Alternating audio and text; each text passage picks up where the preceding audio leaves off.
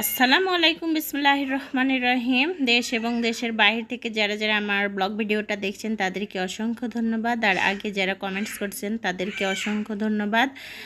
আর আমি প্রথম থেকে শুরু করছি রান্নাবান্না দিয়ে। আমি বাইরে যাব, সেই ভিডিওটাও সম্পূর্ণটাই থাকছে, গাছ কেনা থেকে সম্পূর্ণ ভিডিওটাই কন্টিনিউ করতে। তো যাদের নতুন পেজ ফলো লাগবে, যাদের নতুন ইউটিউব চ্যানেল, তাদের অবশ্যই সাবস্ক্রাইব লাগবে। অবশ্যই আমার এই ভিডিওতে কমেন্টস করে যাবেন, কমেন্টসের রিপ্লাই স্বরূপ ফলো পাবেন, সাবস্ক্রাইব পেয়ে যাবেন, আর আমার ভিডিওটা কন্টিনিউ করবেন। রিচও বাড়বে, তো অবশ্যই আপনারা কমেন্টস করবেন, তাহলে আমার পেজের রিচও ডাউন থেকে রক্ষা পাবো, আপনার পেজের রিচ থেকেও মানে ডাউন থেকে রক্ষা পাবে। তো এদিকে আমি এই যে পেঁপে কাটছিলাম, পেঁপেটা একটু ভাপ দিয়ে নিলাম হলুদ দিয়ে, আর এদিকে যে তেলের পর দেব পেঁপেটা, আর পেঁপেটা দিয়ে আমি শিং মাছ দিয়ে রান্না করব।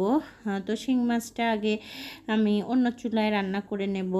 তার জন্য এখানে যে সব রকমের মশলাপাতি দিয়ে সুন্দর করে কষিয়ে নিয়ে রান্না করব। আর এভাবে রান্না করলে কিন্তু মজা লাগে খেতে, অসাধারণ লাগে। আর আমার নতুন কড়াইটা অনেক সুন্দর হচ্ছে রান্না, সেজন্য আমার খুব ভালো লাগছে। কিনা জিনিস কিনলে কিন্তু টাকা দিয়ে কিনলে যদি খারাপ হয় তখন কিন্তু মনটা খারাপ হয়ে যায়।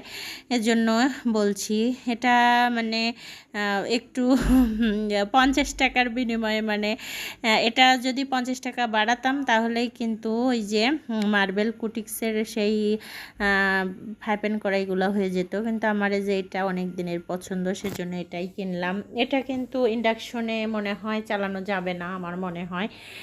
তো এই কড়াইটা অনেক দিন থেকেই ভাবছিলাম কিনবো, তো কেনা হয় নাই, সেজন্য এই কড়াইটা কিনেই ফেললাম। তো এই কড়াইটা সাধারণত কেনা আমার তরকারির মানে কালারটা সুন্দর আসার জন্য, সাদার উপরে পড়লে হলুদ দেখবেন কি সুন্দর কালার আসে, সেজন্যই কেনা। তো আর আরেকটা কথা, আমার এই কড়াইটা কেনার একমাত্র কারণ হচ্ছে আমার রাইস কুকারের ঢাকনা ভেঙেছে আমার বড় অনেক দিন হলো। তো আমি ফাইভেনের ঢাকনা দিয়ে রান্না করি, সেজন্য ভাবলাম আরেকটা ফাইভেন কড়াই কিনলে তাহলে দুইটা ঢাকনা হবে, দুইটা ঢাকনা দিয়ে সুন্দরভাবে আমার কাজ চালানো যাবে। আর ঢাকনা কিনতে গিয়ে দেখি ঢাকনার দাম 450 টাকা, শুধু ঢাকনার হালকা, আর ওপরের সেই ধরার এই রাবারটাই শুধু 60 টাকা। তো 510 টাকা পড়ে যায়। সেজন্য আমি ভাবলাম যে আর 500 টাকা দিলেই কিন্তু সুন্দর একটা ঢাকনা হয়ে যাবে, ঢাকনাও হয়ে যাবে আবার কড়াইও হয়ে যাবে, সেজন্য ভাবলাম এটাই কিনি। তো ভালোই লাগছে, ঢাকনাও হলো কড়াইও হলো সঙ্গে সঙ্গে। আর এই যে মাছটাও কষিয়ে নেওয়া হচ্ছে, ওদিকে ওই চুলাতেও তরকারি বসিয়ে দিয়েছি, এই তরকারিটাই নিয়ে, আর এই চুলাতে মাছটাই যে কষিয়ে নিচ্ছিলাম। তো তাড়াহুড়ো ছিল, ছেলেকে আনতে যাব স্কুল থেকে, সেজন্য ভাবছিলাম যে তাড়াহুড়ো করে রান্না করে তারপরে ছেলেকে আনতে যাব 2টার দিকে। এদিকে এই যে তাড়াহুড়ো করে রান্না করছিলাম, আর এই যে বারবার চুলা চেঞ্জ করে করে দিচ্ছিলাম। তো এই যে এখন মাছটাও আস্তে আস্তে বলকের মধ্যে দিয়ে দেব। আর এভাবে কিন্তু তরকারিটা রান্না করলে অনেক মজাই লাগে খেতে।